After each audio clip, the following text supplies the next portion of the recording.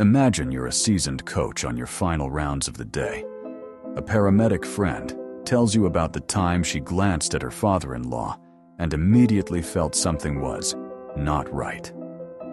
He had no overt symptoms, but she insisted on a scan and found a life-threatening brain bleed. This wasn't intuition or magic. It was her brain on full alert, trained by thousands of similar calls to pick up hidden signals. In this single moment, her deeply embedded pattern recognition skills saved a life. That story illustrates our theme. Habits run deep, often hidden on autopilot. Like that paramedic's practiced vigilance, we perform countless daily routines without noticing. James Clear argues that to change anything, we must first become aware of these autopilot actions. In Chapter 4 of Atomic Habits, he calls this making it obvious, shining a spotlight on the cues and patterns driving our behavior. As a coach who has guided many entrepreneurs and leaders, I know you can't fix what you don't see. Let's dive into the practical tactics Clear teaches. By the end, you'll know how to expose hidden triggers and align your habits with the person you truly want to become. The habit autopilot: cues, cravings, and automaticity. First, a quick reminder of what a habit really is. James Clear defines a habit as a behavior so practiced it becomes automatic. In his framework, every habit follows 4 stages. Cue: the trigger that initiates your brain's routine. It could be time of day, a location, an emotion, etc. Craving: the desire or motivation in response to the cue. Response: the habit action you perform, like grabbing a coffee, scrolling your phone, or going for a run. Reward: the outcome that satisfies the craving. Energy boost, social connection, stress relief. Think of it like this. Your brain is a creature of efficiency. Faced with a cue, it cranks through a habit loop automatically to get the reward with as little effort as possible. That's great when habits serve you, but dangerous when they don't. Importantly, once a habit is well practiced, we often operate on it without conscious awareness. Clear warns: the process of behavior change always starts with awareness. You need to be aware of your habits before you can change them. In other words, if our brains are on autopilot, we have to switch on the headlights. What cues are lurking in our environment? What unconscious responses have we been giving them? The Habits Scorecard: your daily inventory of actions. One powerful tool to become aware is the Habits Scorecard. Imagine your day laid out like an analyst's checklist. Start by listing every action you take, from the moment your feet hit the floor, to that first sip of coffee, to brushing your teeth before bed. Sounds tedious, but this simple step shines a light on automatic patterns. Next, label each habit as positive, negative, or neutral. Clear suggests, or, for example, woke up and checked phone, ate oatmeal and fruit for breakfast, took a 5-minute stretch break at work, scrolled social media when stressed, made a plan for the next day. Seeing habits on paper can be revelatory. You might notice you cast dozens of votes for your identity every day, choosing healthy food, exercising, meeting deadlines, or on the flip side, junk food, procrastination, stress snacking. Clear emphasizes that no habit is inherently good or bad. It's whether it helps you become the person you want to be. For any habit you're unsure about, ask yourself the key questions. Clear highlights: does this behavior help me become the type of person I wish to be? And does this habit cast a vote for or against my desired identity? Every time you do something, you are, in effect, saying, "This is who I am." A single day of listing and labeling can give you clarity. Maybe that stress snack every afternoon is actually voting against your goal to be fit. Awareness is half the battle. How to create your habits. Scorecard: make a quick list of your daily routines. Morning, work, evening. Next to each, write helps goals, hinders goals, or neutral. Reflect on patterns. What stands out as not serving you? Where are those automatic responses hiding? Even as a coach, I've had clients discover surprising things. One entrepreneur realized she grabbed her phone and immediately checked email every time she sat down at her desk. That cue kept her in reactive mode all day. By simply noting, checked email in morning on a scorecard, she became aware of the cue, sitting at the desk, and changed it. The next day, she placed a notepad on her desk, so the first action was to jot down priorities before inbox. This tiny change, prompted by awareness, dramatically cut her stress. That's the power of making habits obvious. Pointing and calling, the power of naming your actions. Another technique. Clear Shares is inspired by an old railway safety system, pointing and calling. In Japan, train operators literally point at a signal or gauge and say out loud what it is doing. This simple act pulls their brains out of autopilot and drastically cuts mistakes by up to 85. Why? Because speaking and pointing makes the unconscious, well, conscious. You have to be present when you do it. James Clear suggests we do the same with our habits. Try this. The next time you feel a habit about to happen, say, reaching for that late-night cookie pause, and verbalize it. Say out loud something like, I'm about to eat a cookie, but I don't really need it.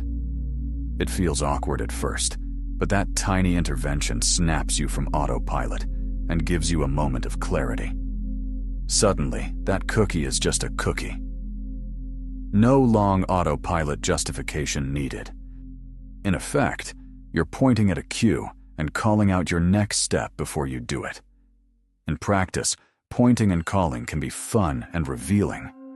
Imagine holding up your hand and saying, I'm opening Netflix again every evening, or announcing, I'm about to check my email for the 5th time. It turns vague impulses into clear, conscious choices.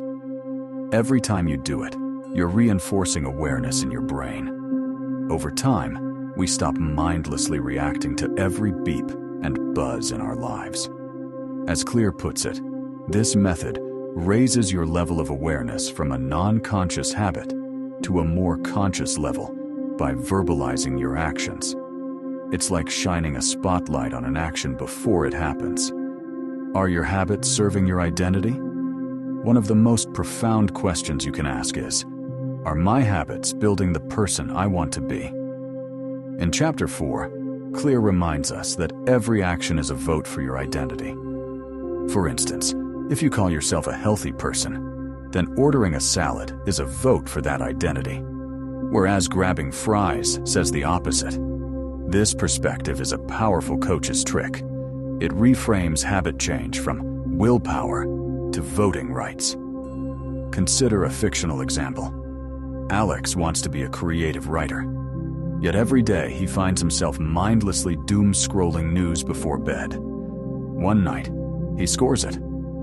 Scrolled news late. Wrote in journal. He realizes, if he's a writer, then skipping writing to read frivolous stuff is a vote against that identity. On the flip side, each 15 minutes of writing is a vote for being a writer. Once this clicked, Alex started leaving a notebook by his bed as a cue. At night, he now has to point and call, I'm about to write 2 paragraphs. And he does it, keeping him aligned with the writer he wants to be.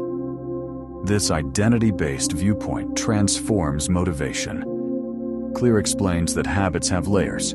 You can change outcomes, lose 10 pounds, or processes, start jogging daily. But the deepest change is identity-based, seeing yourself as a healthy person. The secret is to focus on small habits that affirm who you want to be. Every time you make a choice, silently ask, who am I by doing this? The Habits Scorecard helps by making those votes obvious. If a habit keeps pulling you away from your goal identity, it's a signal that you need a new cue or process. Real-world case study, habit hacks in business. Let's ground this in a real-world scenario. Case study. Mia runs a fast-growing startup and struggles with team productivity. She wonders why critical tasks keep getting delayed. Instead of bigger deadlines, she applies Clear's lesson. She has her team try the Habits Scorecard.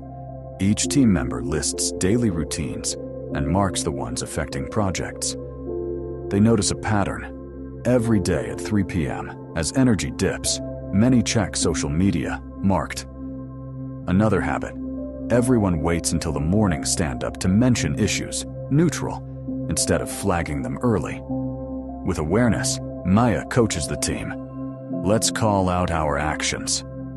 Now, at 2:45 p.m. one afternoon, everyone point and calls. I'm about to open LinkedIn, but I will finish this task first.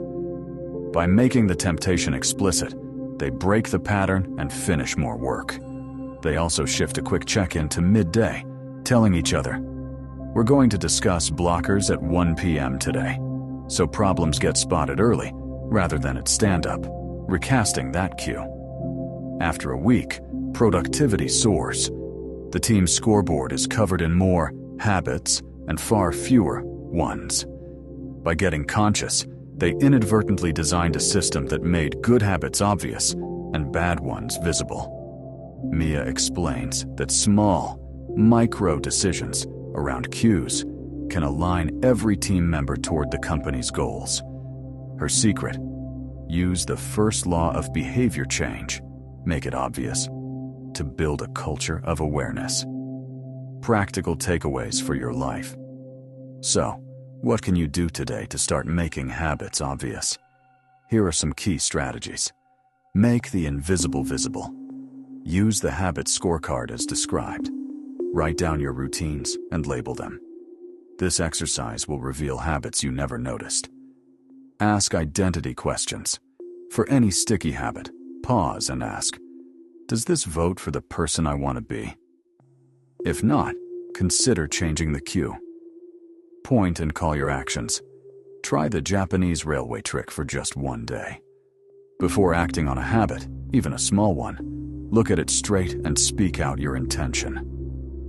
I'm about to check Twitter for the 3rd time today. This forces presence. Over time, even just thinking it mentally can slow the autopilot. Design your environment. Clear foreshadows. Later chapters, by noting that our surroundings are loaded with cues. As a coach, I'll add, remove bad cues, move junk food out of sight, and place good cues prominent. Put running shoes by the bed. Without clear signals, habits often default to easy, unhelpful behaviors. Micro challenges. Gamify awareness. For 1 week, catch yourself saying, automatic pilot in your head, whenever you do something out of habit. Log it. It might surprise you how often. Then ask, was that action aligned with your goals? If not, you've just found a cue to target. Remember, small changes compound. Finding and altering just one hidden cue can set off a chain of better choices.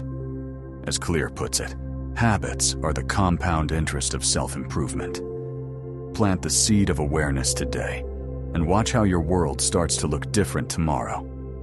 The first step. Forward. The first law of behavior change. Make it obvious is truly powerful, because awareness is the doorway to all change. Once you expose your habits to the light, you reclaim control. No more slipping through the cracks of your day.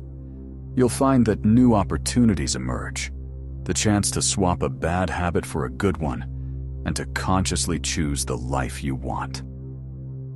So, what's your first move? Will you take out a notebook and list your habits? Will you try vocalizing an action at least once today? It might feel strange to literally point and call your actions out loud, but that simple act could be the key to breaking a cycle you've been stuck in. Your habits are shaping you every single hour. The question is, are you shaping them? It starts by noticing them. What hidden habit will you bring into awareness right now? Reflect on this and share your thoughts.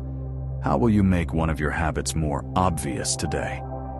Leave a comment below. I'd love to hear what you discover about yourself.